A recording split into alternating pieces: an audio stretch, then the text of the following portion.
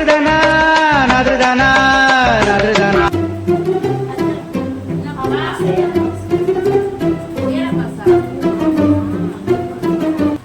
சரி மாமா வந்து வெளியூர் போயிட்டாங்க. என்ன வர ஒரு வருஷம் கழிச்சு தாராங்க. மாமா வந்தாங்க எனக்கு காசு அனுப்பி விட்டாதான் எனக்கு காசு வரும். என்ன ஒரு வருஷம் கழிச்சு தாராங்களான்னு சொல்லு. என்ன பாப்பா? சரி கிளம்பு.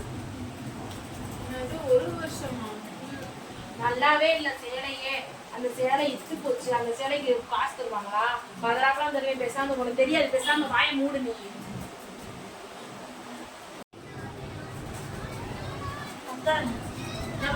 சேலை கொடுத்து 2 வருஷம் ஆச்சான். அதனால இன்னும் 1 வருஷம் தான் எங்க அம்மா வரையிறாங்க. கணக்கா மட்டும் 2 வருஷம் ஆச்சுன்னாங்க. உங்க அம்மா என்ன சொல்லி கொடுத்தாங்க? சேலை வந்து நல்லா இருக்கும், நல்லா உழைக்கும், நூல் சாயம் போகாது, எது போகாதுன்னு சொன்னாங்க.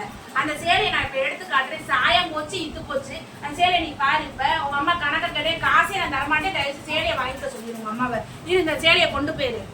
உங்க அம்மா சொல்லி என்ன தெரியுமா கொடுத்தாங்க? சேலையை நான் எடுத்து 2 வருஷத்துல உங்க அம்மா எத்தனை வருஷம் ஆனாலும் அந்த சேலை அப்படியே இருக்குங்க. இங்க பாரு, சேலை சாயம் போய் இங்க பாரு சாயம் போயிருச்சு. என்ன இருக்கு இந்த சேலை? சேலையே வேணாமா நீங்க கொடுத்துட்டு போயிருவீங்களா? சேலை கொடுத்ததுக்கு ரொம்ப நன்றியான்னு சொல்லி கொடுத்துரு. சேலை வேணாமான்னு சொல்லி கொடுத்தாங்கன்னு சொல்லி நீ கிளம்பு பாப்பா. போ பாப்பா. சேலை கொடுத்துறாங்களா? சேலை இது உனக்கே ஓவரா இல்லையா? போயிட்டா 2 வருஷம் கட்டிக்க துவைச்சு சாயம் போயிடுச்சு. அதை அப்படியே கொடுத்து என்னுடைய ஐடியா ஏன்னு கேள்வி. இப்படிதான் நான் நிறைய பேருக்கு இப்படி செஞ்சிருக்கேன். அந்த பிள்ளை அப்படி நம்ம அனுபவிக்கணும். கிறுக்கு கழுத உனக்கு தெரியாதா? அடங்கப்பா, இது உலக நடிப்புடா சாமி. வாங்கி வாங்கி கட்டி கட்டி நல்லா பவுமன் பண்ணிட்டு அனுப்பிவிட்டேன். நீ இப்படி நீ என் பிள்ளைன்னு சொல்ல வெக்கமா இருக்கு எனக்கு. இப்படிலாம் அனுபவிக்கணும் பாப்பா. லூசு. ஆமா ஆமா, உங்க சித்தப்பா அப்படியே எனக்கு காசு கொடுக்குறாரு. நான் வாங்கி வாங்கி கொடுக்குறேன் எல்லாத்துக்கும். நான் இப்படிதான் அனுபவிக்க முடியும். பேசாம அப்போ